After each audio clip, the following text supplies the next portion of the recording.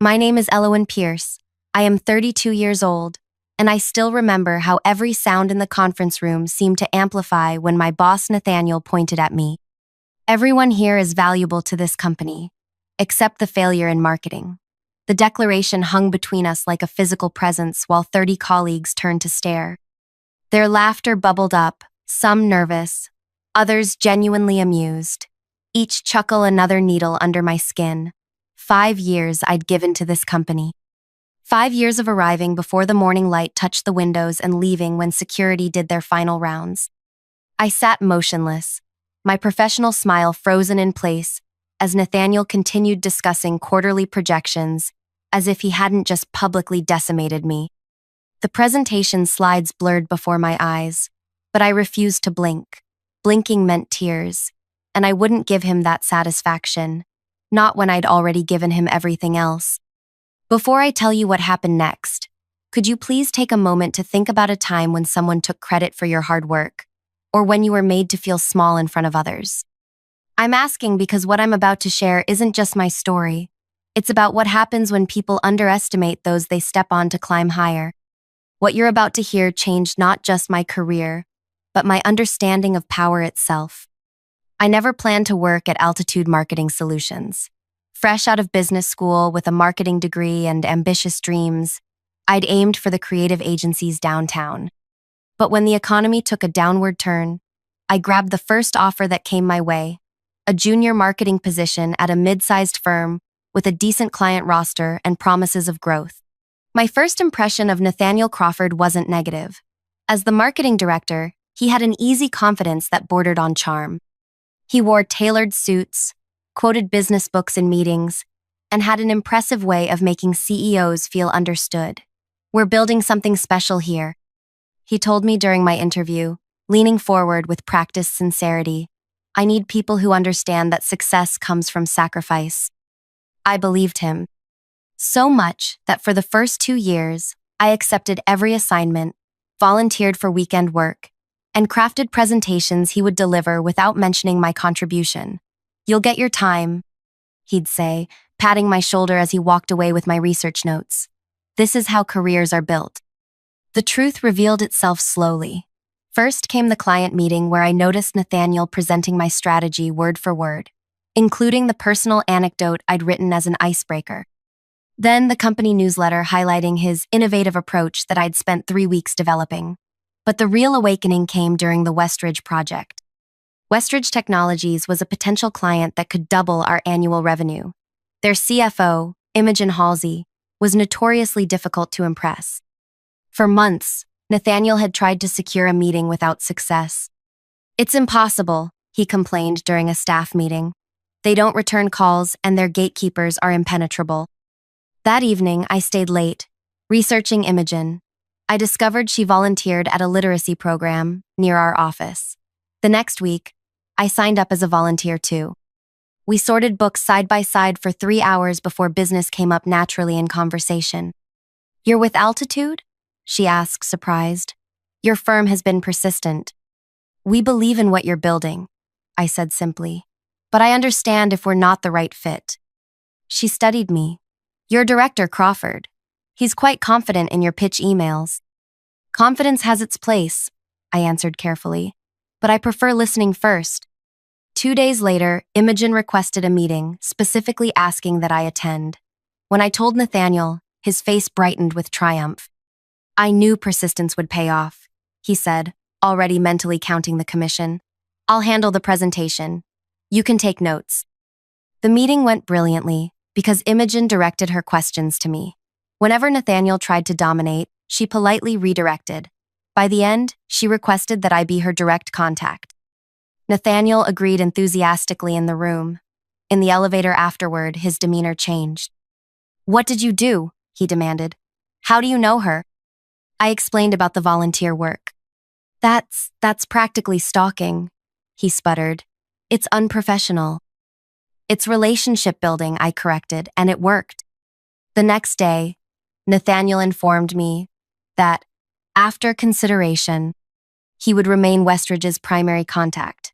"It makes more sense hierarchically," he explained. "You understand." I did understand. I understood perfectly. That night, I made a decision. I created a separate contact list, my personal email, my cell phone number, and began quietly providing it to key clients. For after-hours emergencies, I explained. Sometimes approvals can't wait for morning. They were grateful, and they used it, not just for emergencies, but for questions, concerns, weekend thoughts, and middle-of-the-night worries. Over the next 3 years, I built a shadow network of relationships. When clients called the office, they worked with Nathaniel. When they needed actual solutions, they texted me. I answered emails at midnight, delivered last-minute changes before dawn, and remembered their children's names and school achievements. To Nathaniel and upper management, I was the adequate but unexceptional marketing coordinator who handled administrative tasks. To our clients, I was the indispensable problem solver who made their lives easier. The company systems showed Nathaniel as the account manager for our top 20 clients. Reality told a different story. 17 of those clients had my personal phone number on speed dial. 15 had never spoken to Nathaniel without me present in over a year. 12 had explicitly told me they worked with Altitude because of my service. All while Nathaniel received performance bonuses for exceptional client retention. I wasn't the only victim of his credit stealing. My colleague Dario created an award-winning campaign that Nathaniel presented as his brainchild at an industry conference. Priya developed a digital analytics system that Nathaniel showcased to the board as evidence of his technical innovation. Vihan's crisis management strategy for a difficult client became another chapter in Appling's system, Nathaniel's self-mythology. We commiserated after hours, these talented people whose work fueled someone else's reputation. But we needed our jobs, needed the references, needed the health insurance and steady paychecks. So we endured. Until that quarterly meeting. The humiliation wasn't random.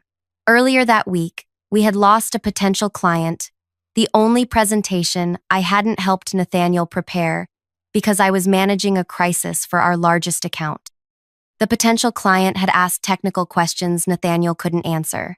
Rather than admit his knowledge gap, he'd made promises our team couldn't fulfill. When I learned about these promises, I sent a private email suggesting we clarify our capabilities before contracts were signed. The client ultimately went with a competitor, citing concerns about transparency. Nathaniel needed a scapegoat. I became the failure in marketing. As my colleagues' laughter faded and Nathaniel continued his presentation, something crystallized within me. Not rage, something colder and more focused. I reached into my bag and removed a slim blue folder I'd prepared months earlier, never quite believing I would use it. Inside was evidence of what I actually contributed. Emails from clients praising my work, texts requesting my help specifically, and most damning written statements from our top accounts confirming they worked with Altitude because of their relationship with me.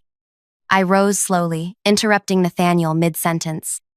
The room quieted as I walked to the front, placed the folder precisely in the center of the conference table and said, "For the board's review." Then I walked out. My hands trembled as I gathered my personal items. A plant, a framed degree, a sweater I kept for cold days. I didn't take my laptop or phone. Those belonged to the company. I had backups of important information elsewhere. I made it to the parking lot before I heard hurried footsteps behind me. "Aloan, wait!" I turned to see Vivienne Okafor, our CEO, clutching the blue folder and trying to catch her breath. At 57, with 2 decades of executive experience, she rarely showed anything but composed control. Now she looked genuinely alarmed. "You can't just leave," she said. "I believe I can," I replied. "My employment contract requires 2 weeks' notice, which I'm happy to provide in writing." "That's not," she took a deep breath. "You've just shown me that you personally control relationships with clients representing over 80% of our annual revenue. We need to discuss this." I looked at her directly. "Now you want to talk? After I've been publicly humiliated? After 5 years of watching my work become someone else's accomplishment?" "I didn't know," she said quietly. "You didn't want to know," I corrected. "Nathaniel delivers results. No one questioned how." She didn't deny it. "Come back inside." Not to the meeting, to my office. Please. I considered walking away. Part of me wanted the satisfaction of leaving them to discover just how dependent they'd become on someone they'd undervalued for years. But the wiser part knew that scorched earth rarely grows new opportunities. 30 minutes, I agreed. Vivienne's office occupied the corner of our floor, with windows overlooking the city.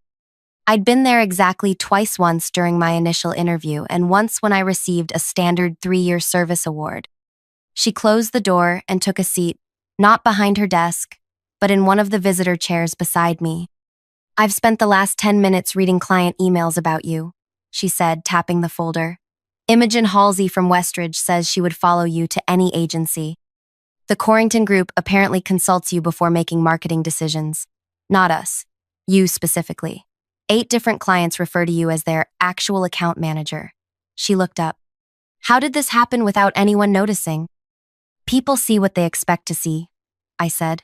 You expected Nathaniel to be successful because he fits your image of success.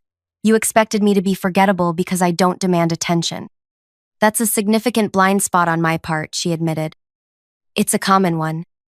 Vivienne studied me with new interest. What do you want, Elowen? A promotion? Nathaniel's job? Name it. I hadn't prepared for this question. I'd imagined walking away, perhaps with a settlement agreement to keep client information confidential. I hadn't considered that I might be given a choice. I want recognition, I said finally. Not just for me. For everyone whose work builds this company while others take credit. I want a client service model that values relationships over personalities. I want transparency in who actually handles accounts and compensation that reflects that reality. That's ambitious, she noted. So is controlling 85% of your client relationships while being called a failure in marketing, I countered. She acknowledged this with a slight nod. What specifically would this restructuring look like? For the next 20 minutes, I outlined a vision I hadn't realized I'd been developing for years. Account teams with clearly defined roles and visible contributions. Compensation tied directly to client feedback and retention. Internal systems that tracked actual client interactions rather than title-based assumptions. And Nathaniel? She asked when I finished. That depends on whether he's willing to work within a system based on accountability rather than appearance, I said. Vivienne was silent for a long moment. The board meeting is next week. I'd like you to formally present this restructuring proposal. She held up a hand as I started to object. Not as a negotiation for your continued employment. As the new director of client relationships, a position reporting directly to me. And my current position? We'll need to fill that, unless you have someone in mind who could handle marketing coordination under your leadership. The image of Nathaniel relegated to administrative support flashed through my mind. It had a certain poetic justice. I'll think about it, I said. 1 week, Vivienne agreed. No announcements until after the board meeting. In the meantime, she hesitated. How do we handle the situation downstairs? I considered this. Tell them I've taken the rest of the day for personal reasons. Nothing more until decisions are finalized. She stood, extending her hand. Thank you for not simply walking away, Elowen. It would have been justified but devastating for the company. I shook her hand. I'm not doing it for the company. I'm doing it for the people who deserve better. Walking out of the building for the second time that day felt different. The weight of decision now rested with me, not with those who had underestimated me for years. If you're enjoying this story so far, please take a moment to like this video and subscribe to our channel. Click the bell icon for notifications because the revenge that's coming next is something you won't want to miss. Every like helps others find this story too, especially those who might need to hear that sometimes the quietest person in the room is the one you should worry about most. The 7 days that followed were strangely quiet. I returned to work the next morning to find curious glances but no direct questions. Nathaniel avoided me entirely. Whether from embarrassment or strategy, I couldn't tell. I performed my usual tasks while mentally preparing for the board presentation that would either transform the company or end my time there. On the 3rd day, Dario caught me alone in the break room. What happened after you walked out? He asked, keeping his voice low. Everyone's talking, but nobody knows anything. Nothing's decided yet, I answered truthfully. He studied me for a moment. Whatever you're planning, I'm with you. We all are. Me, Priya, Vihan, everyone who's watched their work becomes someone else's victory lap. His support touched me more than I expected. Thank you. That means more than you know. At home each night, I refined my presentation, anticipating every possible objection. I created financial projections showing how my proposed restructuring would increase retention rates and expand existing accounts. I documented case studies of similar models in other industries. I prepared responses to the inevitable concerns about disrupting established client relationships. But my most important preparation had nothing to do with slideshows or spreadsheets. It involved personal calls to our top 15 clients, explaining that changes might be coming and gauging their reactions. Without exception, they expressed the same sentiment. They wanted to continue working with me, regardless of my title or the company structure. The night before the board meeting, Vivienne called me. "Are you ready?" she asked without preamble. "Yes," I said simply. "Nathaniel requested to make a counter-presentation," she informed me. I approved it. My stomach tightened. "I see. This isn't a competition, Elowen. The board needs all perspectives to make an informed decision." "Of course," I agreed, though we both knew that's exactly what it was, a competition for the future direction of the company. "One more thing," she added.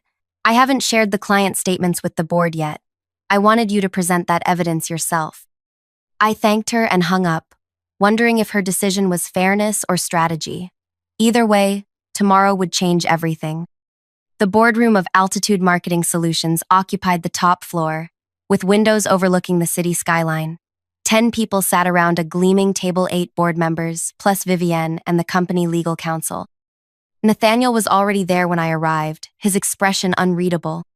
Vivienne made brief introductions, then turned to me. "Ms. Pierce has proposed a restructuring of our client service model. Given her unique perspective on our client relationships, the board has agreed to hear her proposal." I connected my laptop to the presentation system, took a deep breath, and began. For the past 5 years, I've observed a fundamental disconnect between how we present ourselves to clients and how we actually serve them. I started. This disconnect creates vulnerability in our business model and undervalues our most important asset, the relationships that drive client retention. For the next 20 minutes, I outlined my vision. I described how account managers actually functioned versus how they were recognized. I presented data showing correlation between client satisfaction and their access to consistent support personnel regardless of those personnel's titles. I demonstrated how our current system created bottlenecks, miscommunication, and unnecessary hierarchy. Then came the moment of truth. To illustrate the reality of our current client relationships, I've provided each of you with a folder containing communications between myself and our top 20 clients over the past year. The board members opened their folders, expressions shifting from polite interest to focused concern as they reviewed emails, text messages, and written statements from the companies that formed the backbone of our revenue. "As you can see," I continued, "these clients believe they're working with me as their primary contact, despite our internal systems listing others in that role. This isn't about individual achievement. It's about acknowledging the actual relationships that drive our business and restructuring to strengthen rather than obscure them." When I finished, the silence felt electric. Board Chairman Elias Montgomery was the first to speak. "This is enlightening," he said carefully, "and concerning. Mr. Crawford, your response?" Nathaniel stood smoothly, adjusting his tie. His presentation showed remarkable adaptation. He'd clearly prepared for a different conversation, but had adjusted his approach after hearing mine. "Ms. Pierce raises valid points about our client service model," he began, surprising me with his apparent agreement. However, her interpretation overlooks key factors. He clicked to his first slide, a chart showing client acquisition rates. "While relationship management is important, acquisition drives growth. Our current structure allows specialized roles, visionaries who bring clients in, and support staff who maintain day-to-day communication." The distinction wasn't subtle. In his framework, he was the visionary, and I was merely support staff. "Furthermore," he continued, Restructuring creates unnecessary risk. Clients value stability. They appreciate knowing a director oversees their account, even if they sometimes communicate with coordinators for routine matters. His presentation continued in this vein, acknowledging my points while reframing them to preserve the hierarchy that benefited him. It was skillfully done, and I could see several board members nodding along. When he finished, Chairman Montgomery thanked us both and asked us to wait outside while the board deliberated. In the hallway, Nathaniel and I stood awkwardly distanced from each other. "Nothing personal," he said after a minute of silence. "This is business." I looked at him directly. "Everything about business is personal, Nathaniel. That's what you never understood." Before he could respond, we were called back in. The board members sat with more serious expressions than before. Chairman Montgomery addressed us. "We've reviewed both presentations and the supporting evidence. This situation reveals significant oversight in how we've managed client relationships." He turned to me. "Ms. Pierce, your documentation of client communications is compelling. It suggests a level of relationship dependency that poses both opportunity and risk for the company." He shifted toward Nathaniel. "Mr. Crawford, your points about stability and specialized roles have merit, but cannot outweigh the reality of who our clients actually trust with their business." Vivienne took over. "The board has approved a modified version of Ms. Pierce's restructuring proposal, effective immediately. We'll create a new client relationship department under Elowen's direction, with transparent attribution of account responsibilities and compensation adjusted accordingly." I maintained my professional composure, but inside, validation surged through me. "Additionally," she continued, "we're implementing a full audit of all client accounts to accurately document who manages each relationship. This will require a temporary reassignment of some personnel until the audit is complete." She turned to Nathaniel. "Mr. Crawford, your experience in presentation and acquisition remains valuable. You'll transition to new business development, focusing exclusively on bringing in new clients. Once acquired, these accounts will transition to the client relationship department for ongoing management." The demotion was tactfully presented but unmistakable. Nathaniel would no longer control existing accounts or take credit for others' relationship management. His face remained impassive, but a muscle twitched near his jaw. "The board expects full cooperation during this transition," Chairman Montgomery added, his tone making clear this wasn't a request.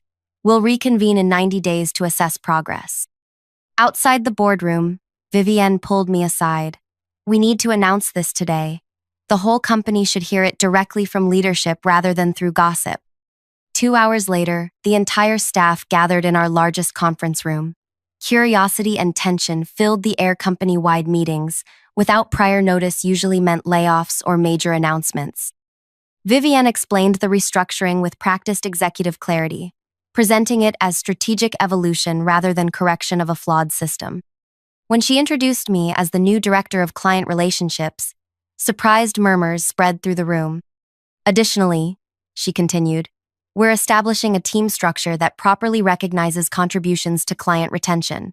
Dario Espinoza will lead creative services. Priya Nayak will head analytics and reporting. Vihan Mehta will direct crisis management." My colleagues' faces transformed with stunned recognition. All the people whose work had been claimed by others were suddenly being elevated. Across the room, Nathaniel sat with a rigid smile, his new title noticeably absent from the announcement. Vivienne concluded with practiced optimism about our future, then opened the floor for questions. The first came from Lena in accounting. "What happens to current account assignments?" she asked. "Excellent question," Vivienne replied. "Over the next 2 weeks, Ms. Pierce will conduct a comprehensive review of all client relationships to determine who actually maintains each account. Staff will be reassigned based on documented client interaction, not previous title." Another hand rose Jorge from the design team. "Will compensation models change to reflect the new structure?" "Yes," I answered, stepping forward. "Those who maintain client relationships will receive appropriate compensation for that responsibility, regardless of seniority or previous arrangements." The implications rippled through the room. Those who had done the work would finally be recognized and rewarded for it. Those who had claimed credit would lose both status and financial benefit. As the meeting dispersed, I felt the weight of 30 different reactions. Some colleagues approached with congratulations. Others observed cautiously from a distance, calculating how these changes might affect them. Nathaniel disappeared immediately. The transformation that followed wasn't easy.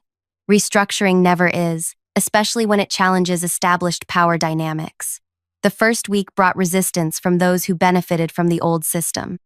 2 senior managers threatened to quit rather than have their actual client contributions evaluated. One followed through. The other reconsidered when a major client specifically requested to continue working with his junior associate instead of him. Dario, Priya, and Vihan embraced their new leadership roles with a mixture of excitement and trepidation. During our first department heads meeting, Priya voiced what they were all feeling. "This opportunity means everything," she said, "but I'm terrified of failing. What if I can't handle the responsibility?" "You've already been handling it," I reminded her. "The only difference is now you'll get credit for it." Nathaniel's adjustment proved most difficult.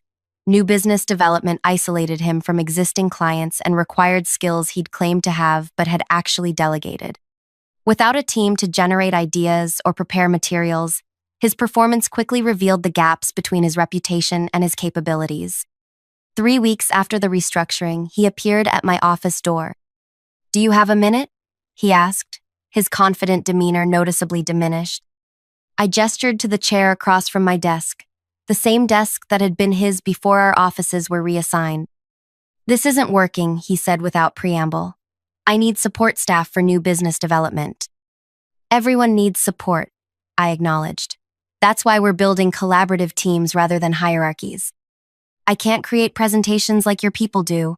I can't generate the analytics Priya provides. Without that material, I can't land new accounts." I studied him, recognizing the unfamiliar territory he found himself in, actually needing to acknowledge others' value. "You're right," I said. "No one person can do everything this business requires. That's the entire point of our restructuring." "So, you'll assign someone to prepare my materials?" "No, but I'll have our teams collaborate with you, with proper credit for their contributions. You bring valuable skills in presentation and relationship initiation. We need those skills, just as you need the support of people with different talents." He seemed about to argue, then deflated slightly. "Fine. When can we start?" "We already have. Check your email. You're included in tomorrow's creative brief for the laden pitch. Your role is clearly defined, as is everyone else's." After he left, I sat quietly, absorbing the reality of our reversed positions. There was satisfaction in it, certainly, but something else too.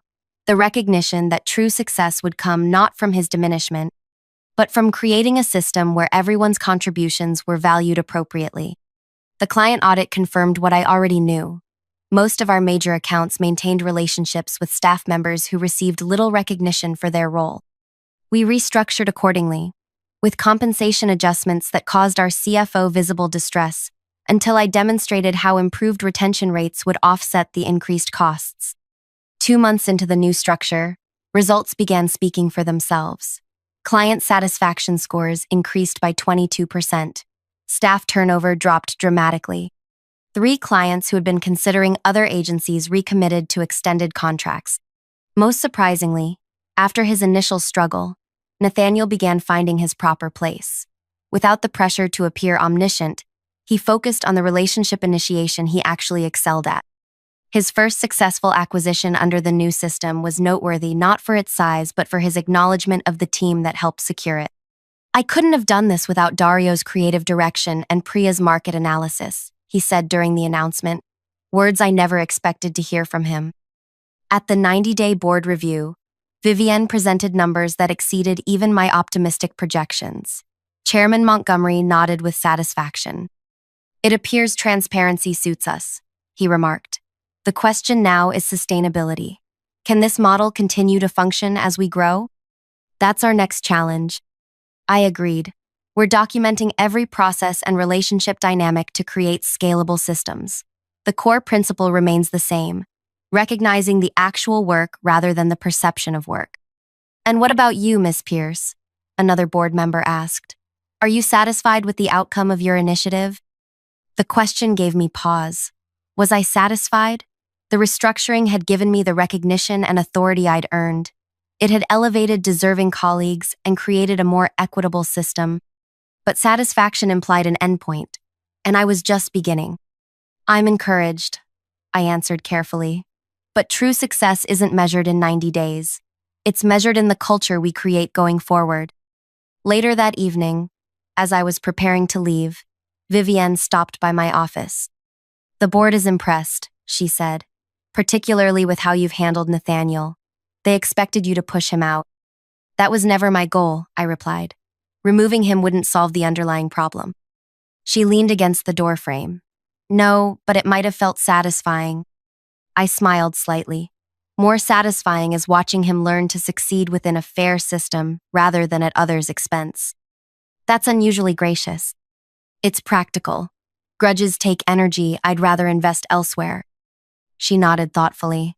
We're expanding next quarter, opening the West Coast office we've discussed for years. I'd like you to oversee the client transition. That's a significant responsibility. One you've earned through demonstrated competence, not office politics. She straightened. Consider it officially offered. After she left, I sat at my desk, the desk that had once symbolized everything I couldn't access, and reflected on how thoroughly circumstances had changed. The journey from invisible contributor to recognized leader hadn't followed any path I'd imagined. The transformation hadn't come through a dramatic confrontation or public humiliation of those who had undervalued me. It had come through simply revealing the truth and creating a system where truth mattered.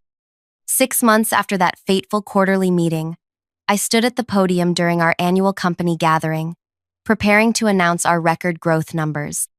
Scanning the room, I saw a transformed organization: Priya confidently briefing new analytics staff, Vihan mentoring junior crisis managers, Dario reviewing portfolio pieces with his expanded creative team, and Nathaniel, sitting with the business development group he now led effectively rather than ceremonially, actually listening to a junior member's suggestion. When Vivienne introduced me, the applause felt genuine rather than obligatory. I stepped to the microphone, took a breath, and began. 1 year ago, I sat in this room believing my contributions would never be recognized. Today, I stand here not because that belief was wrong, but because when recognition finally came, it revealed something important. Success isn't about individual achievement. It's about creating systems where everyone's contributions matter.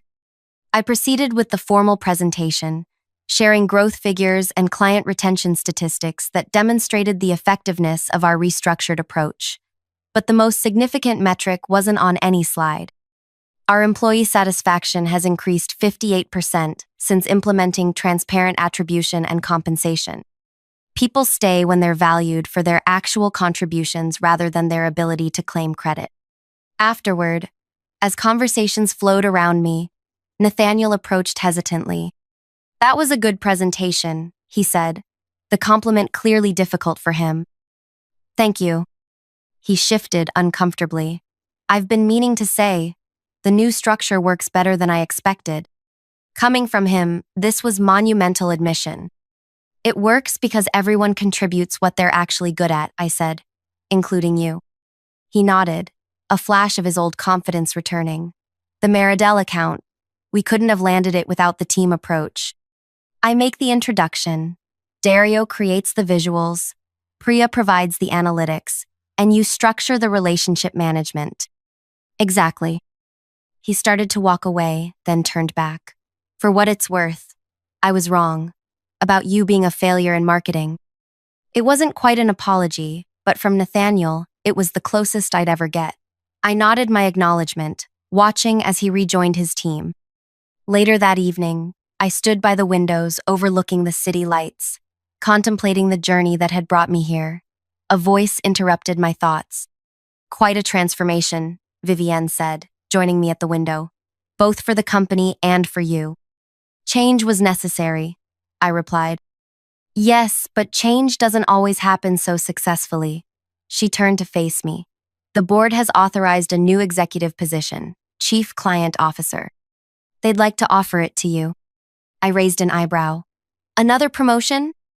Not just a promotion, a seat on the board itself. Policy, making authority beyond just implementation. The offer represented everything I'd once thought unattainable: recognition at the highest level, influence over company direction, equality with those who had once dismissed me. "I'll need to review the details," I said, maintaining professional composure despite the surge of validation I felt. "Of course." She handed me a folder. "Review it this weekend. We'll talk Monday." As she walked away, I opened the folder and saw the compensation figure triple my current salary, plus equity options and performance bonuses. Material recognition to match the professional acknowledgement. My phone buzzed with a text from Dario. "Heard the news from Vivienne. Celebration dinner tomorrow?" I smiled and replied affirmatively, then returned to watching the city lights. The greatest revenge against those who underestimate you isn't to destroy them. It's to create something so undeniably successful that they're forced to recognize their misjudgment, and then to include them in that success on fair terms.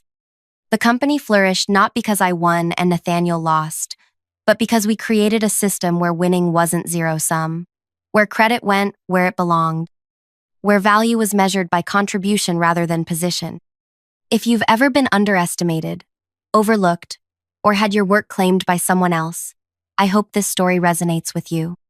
The path to recognition isn't always confrontation. Sometimes it's about quietly documenting your value until the evidence becomes undeniable. It's about building authentic relationships that matter more than organizational charts. Have you experienced something similar in your workplace?